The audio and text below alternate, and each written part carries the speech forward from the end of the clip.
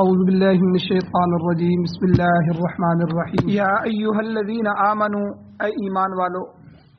خذوا حذرکم اپنے بچاؤ کا سامان اختیار کرو،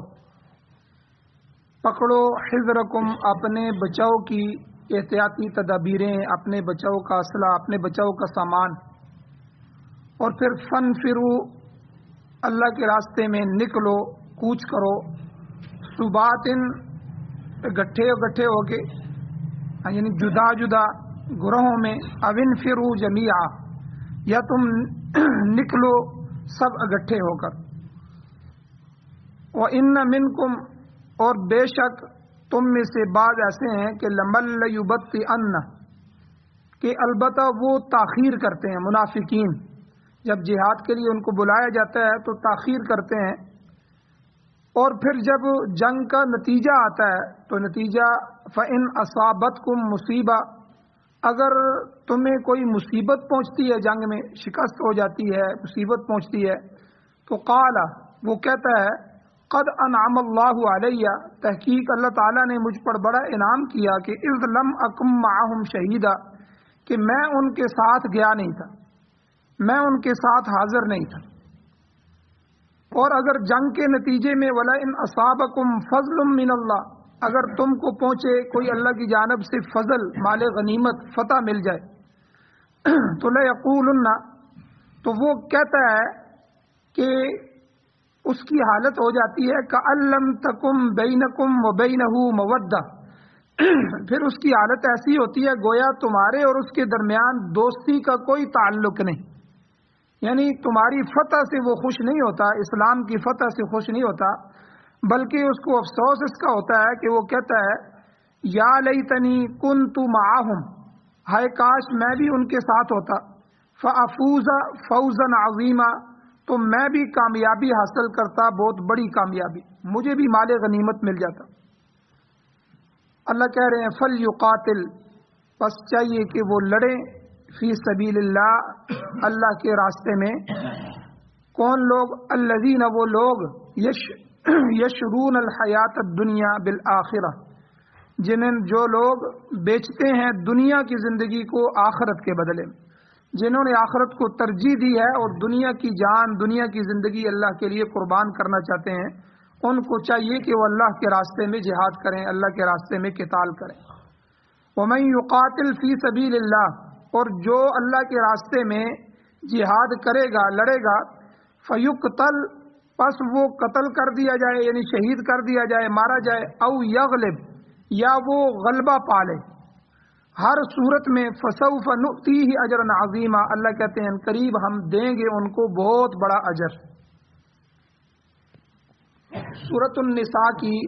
آیت نمبر 71، 72، 73 اور 74 چار آیتیں آج کے درس میں آپ کے سامنے تلاوت ہوئی ہیں اور آپ نے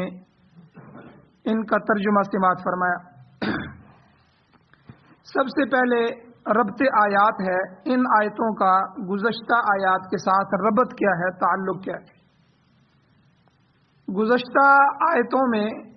اللہ تعالیٰ اور اس کے رسول کی اطاعت کے لزوم کا بیان تھا کہ تمہارے اوپر ایمان والو لازم ہے اللہ اور اس کے رسول کی اطاعت، کہ یعنی اپنے فیصلے قرآن و سنت کے مطابق کرو، اور اللہ تعالیٰ نے ان آیات میں، پچھلی آیات میں اسے ہی کامیابی کا ذریعہ بتلایا کہ اگر تم اللہ اور اس کے رسول کے مطابق فیصلہ کرو گے تو تم کامیاب ہو جاؤ گے۔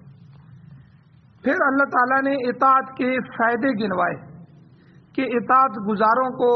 نبیوں کے ساتھ، صدیقین کے ساتھ، شہداء کے ساتھ، صالحین کے ساتھ شامل کیا جائے گا، ان کی معیت ان کو نصیب ہوگی،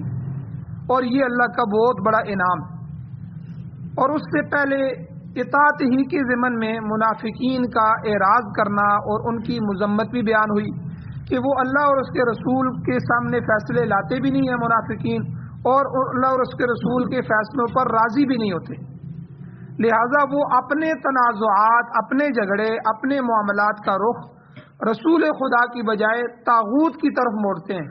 کعب بن اشرف یہودی اور اس طرح دوسرے لوگوں کی طرف لے جاتے ہیں، اللہ کے نبی کے ہوتے ہوئے جو ہے وہ ان سے فیصلہ نہیں کرواتے۔ اور پھر اس کے بعد پیچھے یہ بھی بیان ہوا کہ منافقین کے ساتھ ہمیں کیا طریقہ اختیار کرنا چاہیے، کیا روش اختیار کرنی چاہیے. اور اس سے پہلے اللہ تعالیٰ نے تقوی اختیار کرنے کا حکم دیا، کیونکہ تقوی ہی مؤمنین کا مقصود ہے. مومن کا جو مقصد ہے وہ تقوی ہے. اللہ جو ہم سے چاہتے ہیں وہ تقوی ہے. اور اسی ضمن میں پھر پیچھے حلال اور حرام کا فرق بھی کیا گیا، اس کا امتیاز بھی واضح کیا گیا. اور پھر اس سے پیچھے محرمات نکاح کہ نکاح کے لیے کون سے رشتے ہمارے لیے محرم ہیں اور کون سے رشتے غیر محرم ہیں، ان کی وضاحت ہوئی. اور پھر اس سے پیچھے وراثت کے مسائل بیان ہوئے. اور اس سے پیچھے حقوق اللہ اور حقوق العباد کا کھل کے واضح طور پر تذکرہ ہوا کہ اللہ کے حق کیا ہیں اور حقوق العباد بندوں کے حق کیا ہیں. اور پھر بندوں کے حق میں سے اس سے پیچھے خاص طور پر جو یتیم ہوتے ہیں، یتیموں کے حقوق کی حفاظت کی تاکید کی گئی اور اہل کتاب کی قباحتوں کو بیان کر کے ان سے بچنے کی تلقین کی گئی. اور یہ سب تقوی کی جزیات ہیں. پھر اسی ضمن میں دین کے دشمنوں کے ساتھ مقابلہ کرنے کا بیان ہوا کہ مخالفین کے ساتھ جہاد اور قتال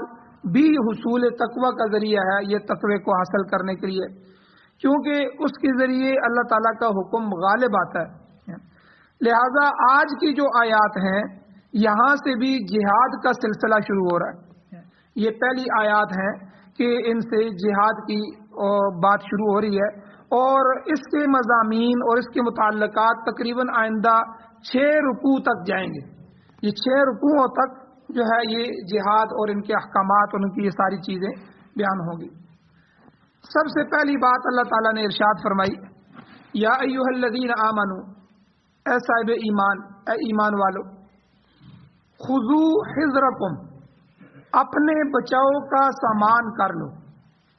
حذرکم، حذر کا معنی ہوتا ہے احتیاط، یعنی اپنی حفاظت کا بندوبست کر لو. کیونکہ اب تم نے دشمن سے ٹکر لینی ہے، تمہارا اب دشمن سے لڑنا ضروری ہو گیا ہے. مکہ میں ہم نے تمہیں جہاد نہیں کرنے دیا. مکے کی زندگی میں تمہیں یہی حکم تھا کہ دعوت کا کام کرتے رہو اور تکالیف برداشت کرتے رہو، ان کو چھوڑ دو. اور اب مدینے میں آگے اب تمہارے اوپر جہاد فرض ہونے لگا ہے. لہذا اپنے بچاؤ یا دفاع کے سلسلے میں جن جن ہتھیاروں کی یا جن جن دیگر لوازمات کی ضرورت پیش آتی ہے، اللہ تعالیٰ نے ان سب کو جمع کرنے کا حکم دیا اور اپنے جو قوا ہیں ان کو مجتمع کرنے کا حکم دیا. اسی ضمن میں یہ جو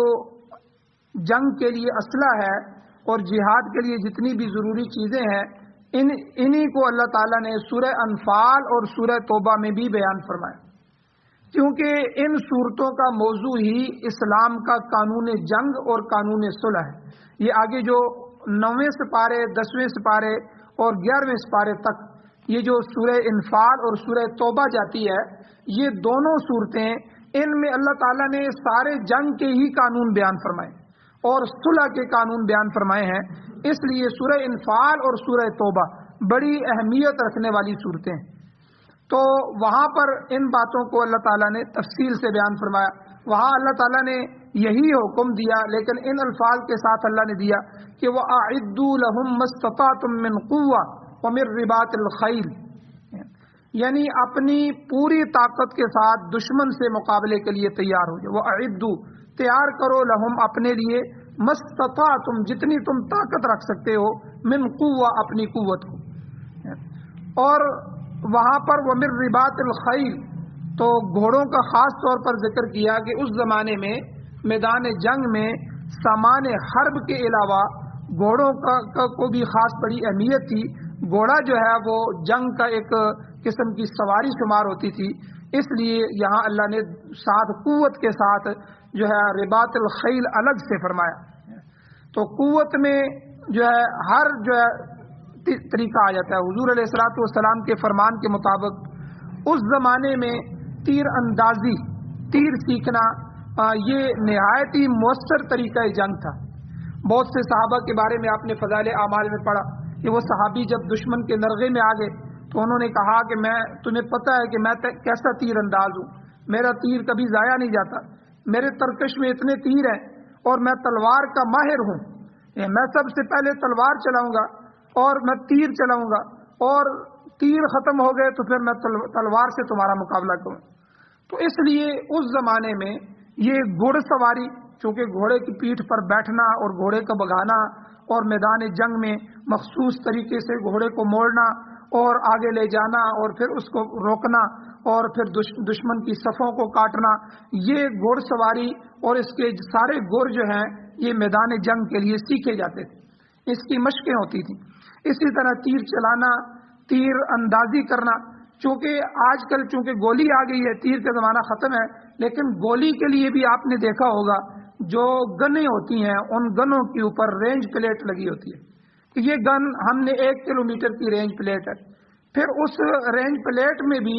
آدمی کو اس گن کے متعلق یہ سکھایا جاتا ہے کہ بھئی اس کی جو قاتلانہ مار ہے وہ قریب کی ہے، 500 400 500 میٹر پر یہ جو ہے کلیشن قتل کر دیتی ہے، اس سے آگے بندہ زخمی ہوتا ہے، چونکہ گولی آگے جائے گی اپنی اس مخصوص رینج سے، اس کی جو ہے وہ سپیڈ کم ہو جاتی ہے، اس لیے وہ بندے کو زخمی کرے گی۔ تو قاتلانہ مار اتنی ہے، زخمی مار اتنی ہے۔ اسی طرح اس سے بڑی جو گنیں ہوں گی اس کی 2000 جو ہے میٹر یعنی 2 کلومیٹر تک رینج ہو جائے گی، اس سے بڑی ہیں ایئر کرافٹ گنیں ہیں جو جہازوں کے لیے استعمال کی جاتی ہیں، وہ 10 12 20 کلومیٹر فضا پہ جو جہاز آتے ہیں ان کے لیے استعمال ہوتی ہیں۔ تو یعنی یہ ہر قسم کا وہ اسلحہ جو جدید طریقوں پر ہمیں ضرورت پڑے اس کو جمع کرنے کا اللہ نے ہمیں حکم دیا۔ تو یہی آیت وَأَعِدُّوا لَهُم مَّا اسْتَطَعْتُم مِّن قُوَّةٍ ہمارے چوک میں جو ہے وہ ہمارے پی او ایف کے بالکل گیٹ کے سامنے لکھی ہوئی ہے۔ تو اس کا مقصد یہ ہے کہ ہم اپنی قوم کے لیے، اپنے ملک کے لیے اسلحہ بنا رہے ہیں اور دنیا کی اس جدید ٹیکنالوجی کے مقابلے میں اپنے جو ہے وہ مقابلے سامنے لا رہے ہیں۔ تو یعنی اللہ تعالیٰ نے یہ ہمیں شرعی حکم دیا قرآن میں کہ تم اس کو جو ہے وہ سیکھو، تیر اندازی اچھی طرح سیکھو۔ تو تیر کا بھی یہی ہے کہ تیر میں آپ کا دشمن سامنے ہے، اب وہ کتنے میٹر پہ ہے اور تیر نے کس رخ پہ جانا ہے، تو یہ ایک تیر اندازی کی مشقیں ہوتی تھی پوری، اس مشق کے ساتھ جو ہے وہ تیر سیدھا جائے اور کس رخ پہ جائے، کتنے فاصلے پہ گرے گا اور بندہ کہاں کھڑا ہے اس کے اوپر جا کے تیر لگے، اس کے سامنے لگے۔ تو یہ سارے تیر اندازی کی مشقیں، اور باقاعدہ مسجد نبوی کے سین میں یہ مشقیں ہوتی تھی۔ اس لیے حدیث مبارکہ میں آتا ہے اما عائشہ صدیقہ رضی اللہ تعالیٰ عنہ کہ حجرے مبارک چونکہ مسجد نبوی کے ارد گرد حجرے ہوتے تھے ساری مستورات کے، ساری ازواج مطہرات کے، تو جو ہے مسجد نبوی میں صحابہ اکرام اس کے بڑا سین تھا، سامنے میدان تھا، اس میں گھوڑے دوڑاتے تھے، نشان لگے ہوتے تھے، اس گھوڑوں پر گھوڑے دوڑانے کی مشقیں ہوتی تھیں، اور اسی طرح تیر پھینکنے کی مشقیں ہوتی تھیں۔ تو اس میں اما عائشہ صدیقہ رضی اللہ تعالیٰ عنہ نے حضور سے فرمایا حضور میں دیکھنا چاہتی، تو غالباً بخاری شریف کی روایت ہے، صحیح روایت میں آتا ہے کہ حضور علیہ الصلوۃ والسلام کھڑے ہو گئے اور آپ حضور کے کندھے سے دیکھ رہی تھی، پردہ بھی تھا اور اس کو دیکھ رہی۔ تو اس سے علماء نے لکھا کہ دین اسلام کے لیے اور غلبہ دین کے لیے، دین کو غالب کرنے کے لیے ان تمام قسم کی ٹریننگ کو حاصل کرنا، ان مشقوں کو کرنا، یہ ثواب کا کام، اور ان کو دیکھنا بھی ثواب ہے۔ تو بہرحال ہر مسلمان مومن نوجوان کو مشق کرنی چاہیے، ٹریننگ کرنی چاہیے، اس کو جدید ترین ہتھیار آنے چاہیے۔ اسرائیل جو ہے، اسرائیل اس وقت ہمارے ملک میں تو اسلحے پر پابندیاں لگا دی گئی ہیں، نوجوانوں کو سیکھنے کی اجازت ہی نہیں ہے۔ اسرائیل اور پاکستان یہ دو ممالک نظریے کی بنیاد پر دنیا میں آئے، باقی ممالک تو اسی طرح آئے، لیکن یہ دونوں نظریے کے، ان کا بھی ایک نظریہ ہے، ہمارا بھی ایک نظریہ ہے۔ ہمیں کیا ہے کہ پاکستان کا مطلب کیا، لا الہ الا اللہ، کہ ہمیں ایک ایسا ملک چاہیے جس میں ہم لا الہ الا اللہ والی حکومت لائیں، اگرچہ آج تک لا الہ الا اللہ والی حکومت نہیں آ سکی، بہرحال ہمارا ملک اسی نظریے پر حاصل کیا گیا۔ دو قومی نظریہ کہ دو قومیں ہیں یہاں ہندوستان میں، ہندو اور مسلمان، ہم ان کے ساتھ نہیں رہ سکتے، ہمیں ایک علیحدہ ملک چاہیے۔ تو بہرحال اسی طرح اسرائیل دنیا میں جو آیا فلسطین کی زمینوں پر قبضہ کر کے، ان کا مقصد یہ تھا یہاں ہم ہیکل سلیمانی تعمیر کریں گے اور یہاں ہم ایک اپنی اسٹیٹ بنائیں گے اور دجال کے لیے ہم زمین ہموار کریں گے۔ دجال جو ہے وہ اس کے انتظار میں وہ ہیں اور اس کے لیے وہ اپنا سارا پلان پوری دنیا میں بنا رہے ہیں۔ تو بہرحال اسرائیل میں آپ دیکھیں کہ جو ہے وہ 5ویں 6ٹھی کے بچے کو سکول سے ہی ٹریننگ دی جاتی ہے، یعنی سکول میں ہی لازمی کر دیا گیا ہے اسرائیل کا ہر بچہ وہ اسلحہ جانتا ہو، وہ اپنی حفاظت کرنا جانتا ہو، تو ان کے سکولوں میں ہی یہ چیزیں شروع کرا دی جاتی ہیں تاکہ وہ اس ٹریننگ میں ماہر ہو جائے۔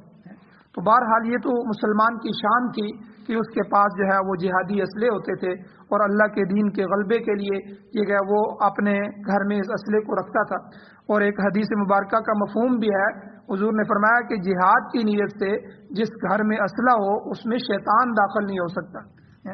تو یعنی اس کی برکات اتنی زیادہ ہیں۔ لیکن آج ہم اگر کوئی اسلحہ خریدتے بھی ہیں تو ایک دوسرے کو قتل کرنے کے لیے، آج جتنے بھی اسلحے ہیں ہمارے پاس وہ ایک دوسرے کو مارنے کے لیے ہیں، لیکن اللہ کے دین کے غلبے کے لیے نہ نیت ہے، نہ اس نیت سے خریدتے ہیں، نہ اس کی ہم نے جہاد کرنے کی نیت کی ہے۔ تو بہرحال من قوت یہاں جو ہے اس میں حرب و ضرب کے تمام وہ ذرائع آ جاتے ہیں جو جنگ کے لیے ضروری ہوتے ہیں۔ اس زمانے میں تلوار تھے، تیر تھے، نیزے تھے۔ اب چونکہ گردش زمانہ ہے، زمانہ بدل رہا ہے، تو اس گردش زمانہ کے ساتھ ساتھ اوزار جنگ جو ہیں، ہتھیار جنگ جو ہیں وہ بھی تبدیل ہو رہے ہیں۔ تیر اور تلوار کے بعد اسی وقت آتشی اسلحہ جو تھا اس نے لیا،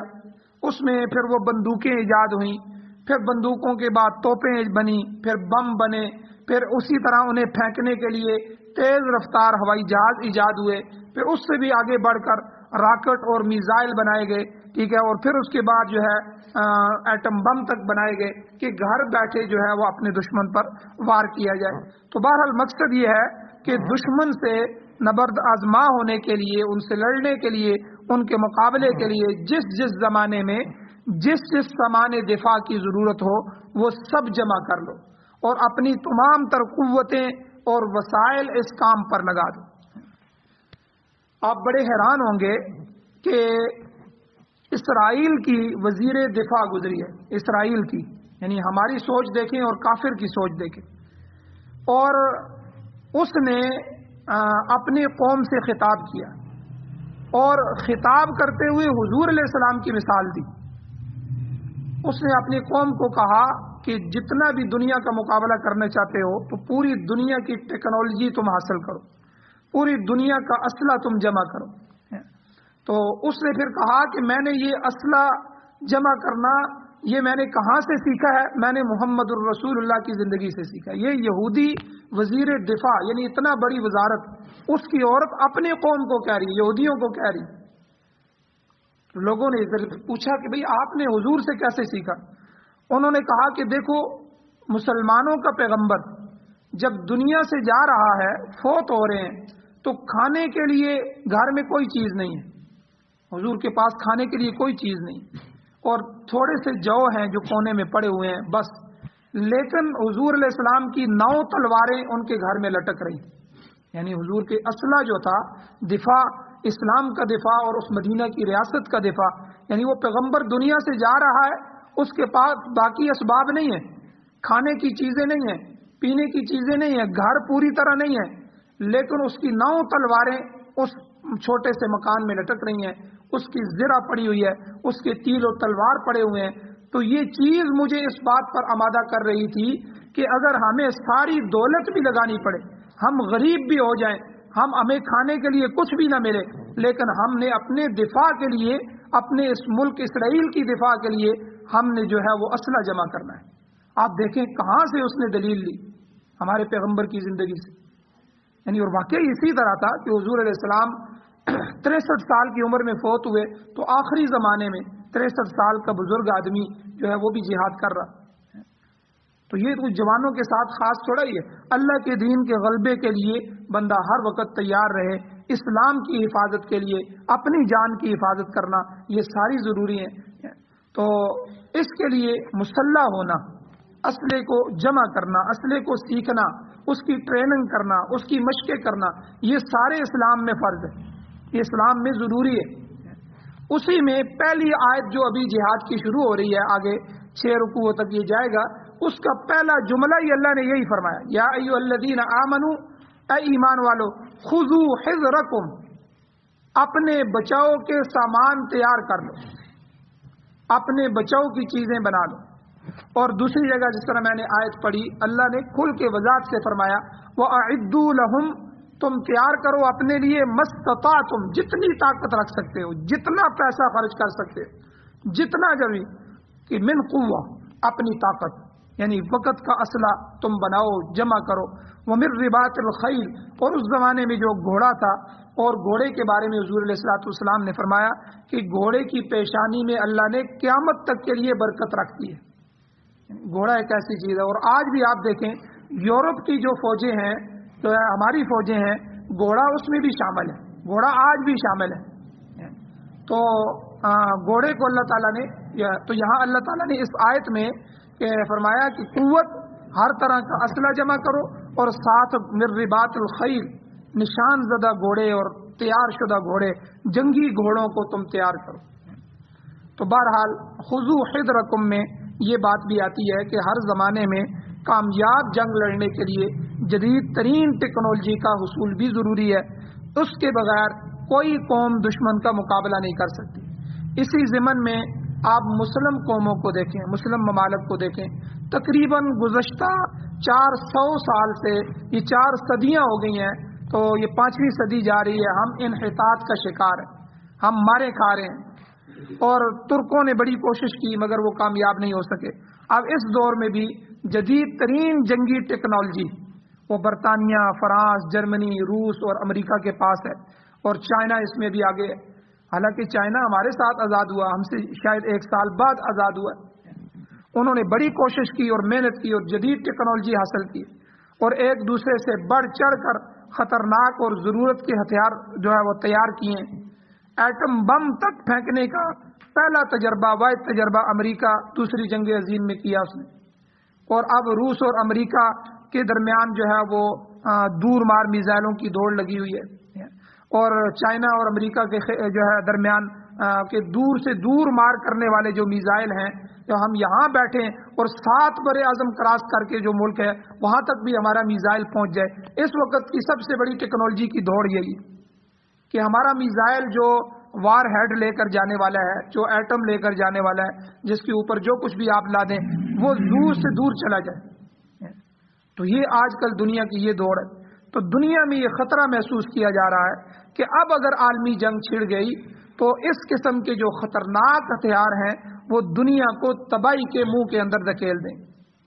اور اس کے مقابلے میں مسلم ممالک کی حالت زار یہ ہے کہ بڑی بڑی طاقتوں سے بچے کچے ہتھیاروں کی بھیک مانگ رہے ہیں، یعنی کبھی روس کے پاس جاتے ہیں، کبھی امریکہ کے پاس جاتے ہیں، ٹھیک ہے، کبھی کس کے پاس۔ آپ دیکھیں سعودیہ آج تک اپنی فوج نہیں بنا سکا۔ اس وقت شیخ اسامہ بن لادن اور عرب نوجوانوں نے ان کو کہا تھا کہ ہمارے نوجوان کافی ہیں، ہم جہاد کریں گے، ہم اپنے ملک کا دفاع کریں گے، تم امریکہ سے بھیک نہ مانگو،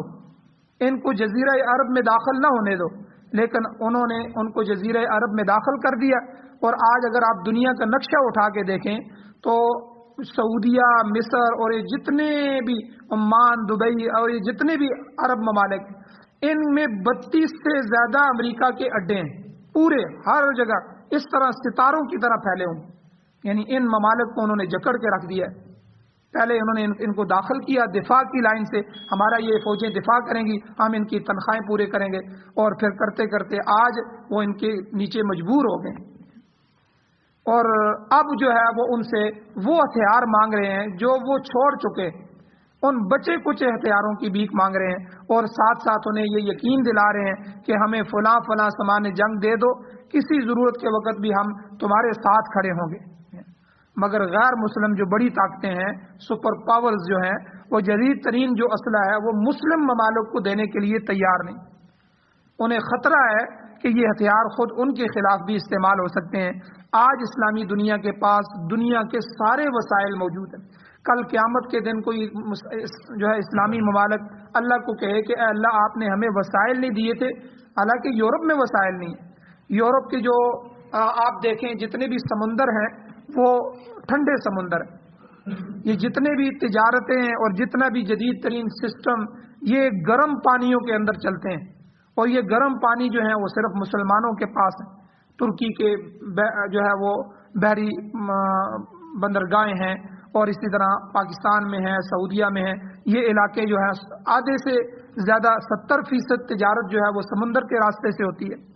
اور یہ سارے وسائل مسلمان ممالک کے پاس۔ تو آج اسلامی دنیا کے پاس وسائل موجود ہیں مگر ٹیکنالوجی نہیں ہے، اور ذہنی طور پر ہم غلام بن چکے ہیں، مغلوب ہو چکے ہیں، اور بڑی طاقتوں نے ایسا غلام بنا رکھا ہے کہ ان کے دل اور دماغ پر جادو کر دیا ہے کہ ان میں حریت کا، آزادی کا مادہ ختم ہو چکا ہے۔ آج کوئی بھی جس کو بات کرو وہ کہتا ہے یار ملک نہیں چلا سکتے تو چائنا کو دے دو، ملک نہیں چلا سکتے تو امریکہ کو دے دو۔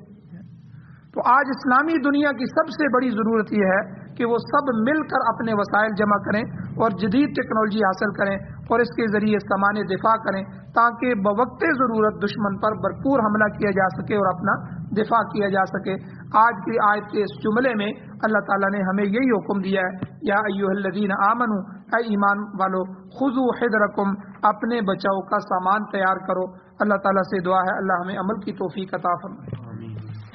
آمین۔ الحمد للہ رب العالمین والعاقبۃ للمتقین والصلاۃ والسلام علی رسولہ النبی الامی الکریم۔ یا اللہ ہماری کمیوں کو تائیوں کو معاف فرمائیے، درگزر فرمائیے، صغیرہ کبیرہ گناہوں کو معاف فرمائیے۔ یا اللہ ہمارے اندر جذبہ جہاد پیدا فرمائیے۔ یا اللہ دین کے غلبے کے لیے، دین اسلام کے، یا اللہ پوری دنیا میں غالب کرنے کے لیے آپ کی زمینیں ہیں، یا اللہ زمین و آسمان کے مالک آپ ہیں، تو زمین و آسمان میں نظام بھی آپ کا ہونا چاہیے۔ یا اللہ قرآن و سنت کے نظام کے لیے، قرآن و سنت کے غلبے کے لیے ہمیں اپنی جان، مال، عزت، آبرو کی قربانی کی توفیق عطا فرمائیے۔ یا اللہ ہمیں مسلح ہونے کی توفیق عطا فرمائیے۔ یا اللہ ہمیں ان آیات پر عمل کرنے کی توفیق عطا فرمائیے۔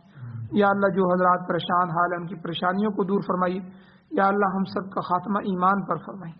صلی اللہ تعالی علی خیر خلقہ محمد وآلہ وأہل بیتہ وازواجہ وذریتہ اجمعین برحمتک یا ارحم الراحمین۔